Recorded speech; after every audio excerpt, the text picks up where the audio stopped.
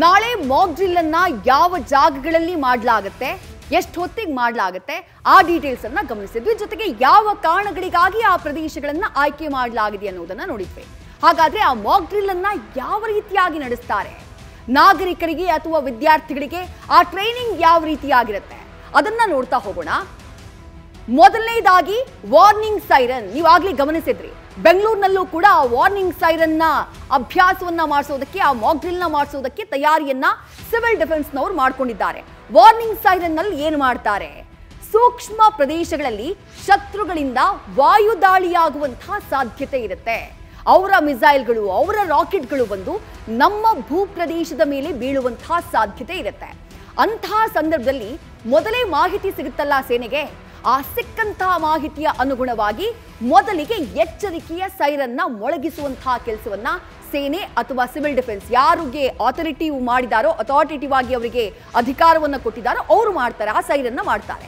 ವಾಯುದಾಳಿಯ ಎಚ್ಚರಿಕೆಯ ಸೈರನ್ನ ಮೊಳಗಿಸಿ ಜನರನ್ನ ಅಲರ್ಟ್ ಮಾಡಲಾಗುತ್ತೆ.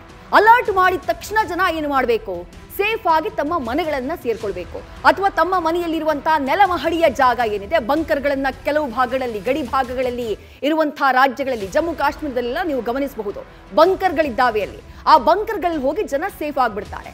ಅಂದ್ರೆ ಸೇಫ್ ಆದಂತಹ ಜಾಗವನ್ನ ಹುಡುಕಿ ತಮ್ಮನ್ನ ತಾವು ರಕ್ಷಣೆ ಮಾಡ್ಕೊಳ್ಳೋದು. ಆ ವಾರ್ನಿಂಗ್ ಸೈರನ್ ಬರ್ತಾ ಇದ್ದ ಹಾಗೆ ಅದು ನಮ್ಮ ಅಲರ್ಟ್ನೆಸ್ಗೆ ಇರುವಂತಹ ಸೈರನ್. ಇನ್ನು ಸ್ವಯಂ ರಕ್ಷಣೆ, ಇದನ್ನ ಕೂಡ ನಾಳೆ ಮಾಕ್ ಡ್ರಿಲ್ ನಲ್ಲಿ ಮಾಡಿಸ್ತಾರೆ. ಸೆಲ್ಫ್ ಡಿಫೆನ್ಸ್ ಟೆಕ್ನಿಕ್ಸ್ ಅನ್ನ ಹೇಳ್ಕೊಡ್ತಾರೆ. ಆಗ್ಲೇ ಜಮ್ಮು ಕಾಶ್ಮೀರದ ವಿದ್ಯಾರ್ಥಿಗಳಿಗೆ ಯಾವ ರೀತಿ ಯುದ್ಧದ ಸಂದರ್ಭದಲ್ಲಿ ತಮ್ಮನ್ನ ತಾವು ರಕ್ಷಣೆ ಮಾಡ್ಕೊಳ್ಬೇಕು ಅನ್ನುವಂತಹ ದೃಶ್ಯವನ್ನ ಗಮನಿಸಿದ್ರಿ, ಲಕ್ನೋದ ದೃಶ್ಯಗಳನ್ನ ಗಮನಿಸಿದ್ರಿ. ದಾಳಿ ವೇಳೆ ತಮ್ಮನ್ನ ತಾವು ರಕ್ಷಣೆ ಮಾಡ್ಕೊಳ್ಳೋಕೆ ನಾಗರಿಕರು ಯಾವ ರೀತಿ ಸಿದ್ಧ ಆಗಬೇಕು, ಈಗೆಲ್ಲೋ ದಾಳಿಯಾದಂತಹ ಸಂದರ್ಭದಲ್ಲಿ ಜನರ ಪ್ರತಿಕ್ರಿಯೆ ಯಾವ ರೀತಿಯಾಗಿರ್ಬೇಕು ಅದನ್ನ ನಾಳೆ ಮಾಕ್ ಡ್ರಿಲ್ ನಲ್ಲಿ ಹೇಳ್ಕೊಡ್ತಾರೆ. ಪ್ರಸ್ತುತ ಇರುವಂತಹ ಪೀಳಿಗೆ, ಈಗಿರುವಂತಹ ಪೀಳಿಗೆಯವರು ಯುದ್ಧವನ್ನ ನೋಡಿಲ್ಲ. ಹಾಗಾಗಿ ಇದನ್ನ ಈ ಮಾಕ್ ಡ್ರಿಲ್ ಅನ್ನ ಮಾಡೋದು ಅತ್ಯಗತ್ಯ. ಇನ್ನು ಮತ್ತೊಂದು ಪ್ರಮುಖವಾದಂತಹ ಮಾಕ್ ಡ್ರಿಲ್ ನಲ್ಲಿ ಇರುವಂತಹ ಭಾಗ ಏನು ಅಂದ್ರೆ, ರಾತ್ರಿ ವೇಳೆ ವಿದ್ಯುತ್ನ ಆಫ್ ಮಾಡೋದು. ರಾತ್ರಿಯ ಸಂದರ್ಭದಲ್ಲಿ, ಈ ವಾಯುದಾಳಿಯ ಸಂದರ್ಭದಲ್ಲಿ ನಗರ ಅಥವಾ ಹಳ್ಳಿಗಳಲ್ಲಿ ವಿದ್ಯುತ್ ದೀಪಗಳನ್ನ ಸಂಪೂರ್ಣವಾಗಿ ಆಫ್ ಮಾಡಿಬಿಡೋದು.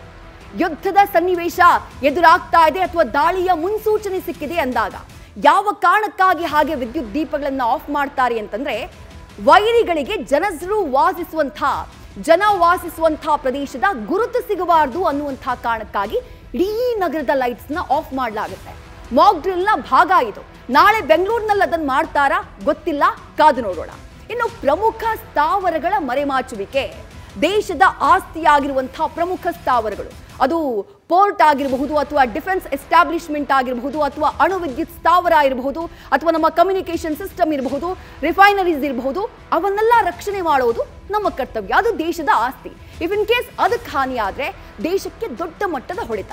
ಹಾಗಾಗಿ ಅವುಗಳನ್ನ ಶತ್ರುಗಳಿಂದ ಮರೆಮಾಚೋದಕ್ಕೆ, ಶತ್ರುಗಳ ಕಣ್ಣಿಗೆ ಅದು ಬೀಳದೇ ಇರೋ ರೀತಿ ಅದನ್ನ ಮರೆಮಾಚುವುದಕ್ಕೆ ಕ್ರಮವನ್ನ ತೆಗೆದುಕೊಳ್ಳೋದು. ಪ್ರಮುಖ ಸ್ಥಾವರಗಳ ಮೇಲೆ ದಾಳಿ ಆಗದಂತೆ ಎಚ್ಚರಿಕೆಯನ್ನ ವಹಿಸೋದು, ಅದಕ್ಕಾಗಿ ಪೂರಕ ಕ್ರಮಗಳನ್ನ ತೆಗೆದುಕೊಳ್ಳೋದು, ಅದನ್ನ ನಾಳೆ ಮಾಡಿಸ್ತಾರೆ. ಇನ್ನು ಸ್ಥಳಾಂತರದ ಪೂರ್ವಾಭ್ಯಾಸ, ಇದು ಬಹಳ ಇಂಪಾರ್ಟೆಂಟ್. ಯಾವುದೋ ಒಂದು ಪ್ರದೇಶಕ್ಕೆ ದಾಳಿ ಮಾಡ್ತಾರೆ ಅಥವಾ ದಾಳಿ ಆಗಿದೆ, ಅಂಥ ಸಂದರ್ಭದಲ್ಲಿ ಜನರನ್ನ ಸುರಕ್ಷಿತ ಸ್ಥಳಕ್ಕೆ ಇವ್ಯಾಕ್ಯುವೇಟ್ ಮಾಡೋದು, ಸ್ಥಳಾಂತರ ಮಾಡೋದು, ಸೇಫ್ ಪ್ಲೇಸ್ಗಳಿಗೆ.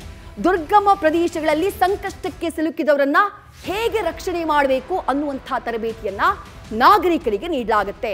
ವಿದ್ಯಾರ್ಥಿಗಳಿಗೆ ನಾಳಿನ ಈ ಮಾಕ್ ಡ್ರಿಲ್ ನಲ್ಲಿ NSS ನವರು, NCC ಅವರು, NYKS ನವರು, ನೆಹರು ಯುವ ಕೇಂದ್ರ ಸಂಘದವರು, ಹಾಗೆ ಪೊಲೀಸರು, ಪ್ಯಾರಾಮಿಲಿಟರಿ ಪಡೆ, ಇವರೆಲ್ಲರೂ ಕೂಡ ನಾಳೆ ಭಾಗಿಯಾಗ್ತಿದ್ದಾರೆ.